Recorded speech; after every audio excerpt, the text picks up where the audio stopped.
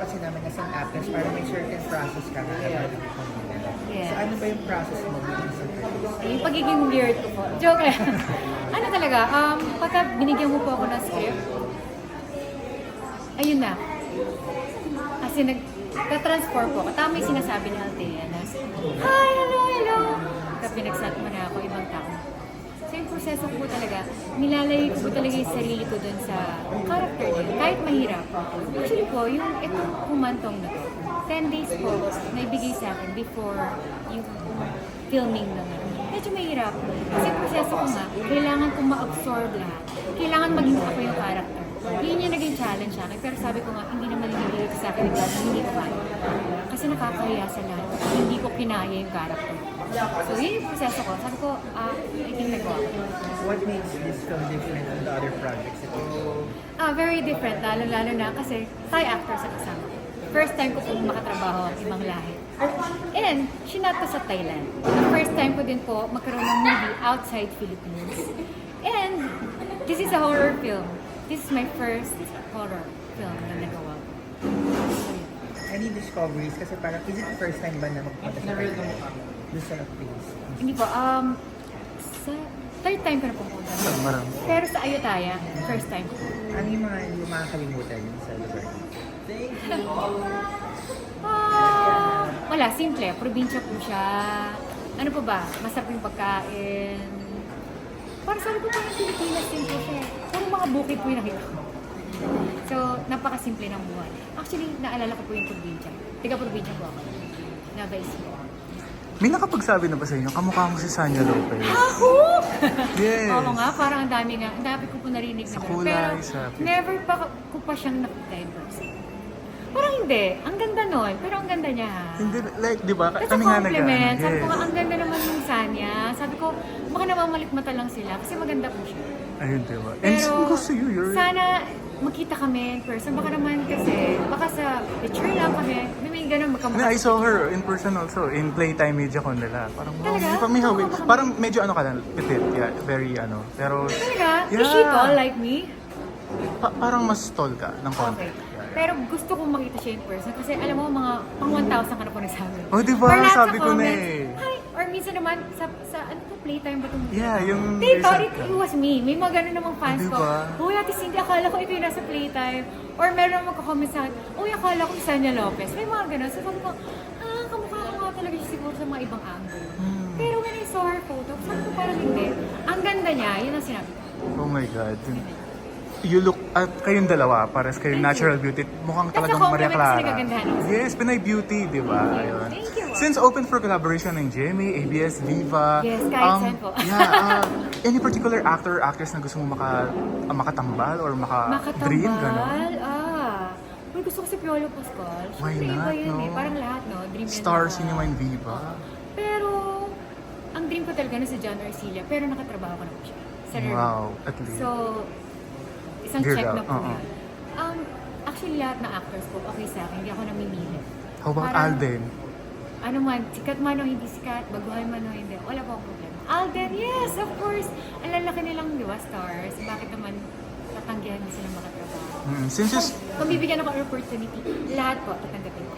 Since you started in ABS-CBN, yung Pinay Big Brother, di ba, naging housemate ka? Yeah! And then you became an actress, and I then became a host of host Real Time. din. Real Time. Oh yeah, TV5, di ba? Tapos ipaglaban mo, sabi mo nga kanina, di ba? Ano yung na-feel mo na parang finally, you have this biggest role? Parang for us to date, kasi napaka-challenging ng... Finally, I have a voice. Joke. No, before, limited sa lahat. You Tama. cannot, voice out whatever nasa mind mo. Hindi ka naman lead eh, di ba? Parang, syempre, hindi naman ganun kalaki yung part mo sa buhay.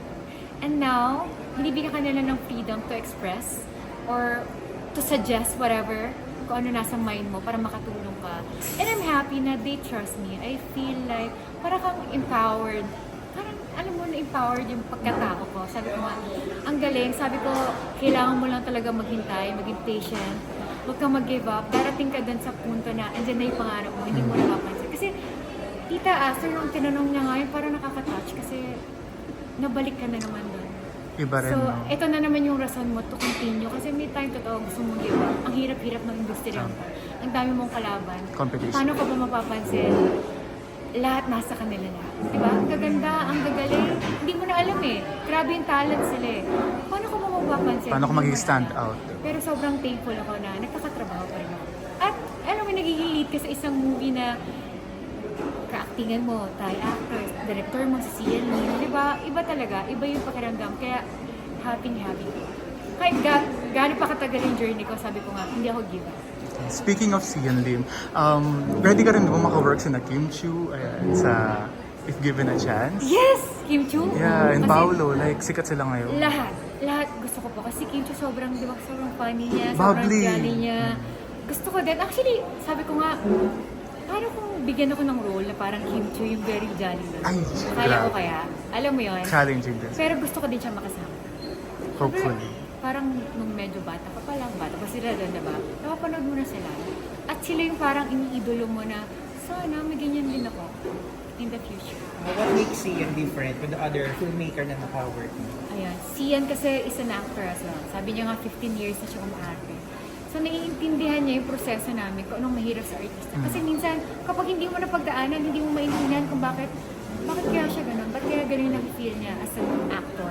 Si Sian kaya siguro naging sobrang bait niya at sobrang, giving niya sa set. Dahil actor siya for 15 years. At sinabi niya yun sa amin, don't worry, naiintindihan kita sa lahat. Huwag kang mag-alala, sabihin mo sa akin lahat ng kung ano man nararamdaman ko o di ako okay. So, I think, yun yung naging difference sa mga naging directors ko before. Parang, alam mo yun, parang ba, sige, hindi siya yung director na, oy, direct, alam mo, hindi gano'n. Parang, artista din siya, sabihin mo sa akin lahat Nafe-feel ka niya. hindi okay. Nagka-chance, sabi mo kasi nag-work ka sa Laguna.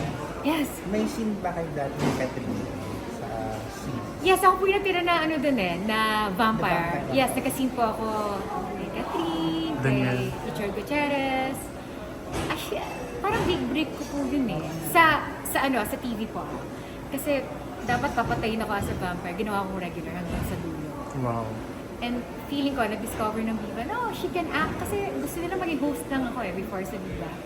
And then nagka-film na ako after that. So, kumusta naman yung working experience mo with Catherine? Mabait! Mabait si Catherine. Ano siya, very tahimik lang. Actually, may sinasabi nga sila, ito kamukha ko din daw yun. May mga yes. angulo na gano'n. Tika Nueva Ecija din po siya. Ako din.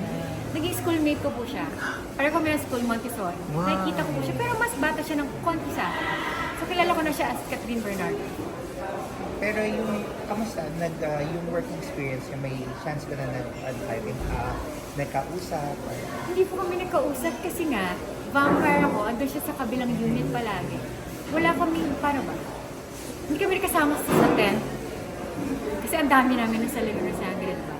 Pero nakita ko palagi, mabait siya, tahimik lang. Please invite na lang everyone to watch your movie. Showing na po ang Kumantong, July 3 in cinemas nationwide. Thank you po, Miss Cindy.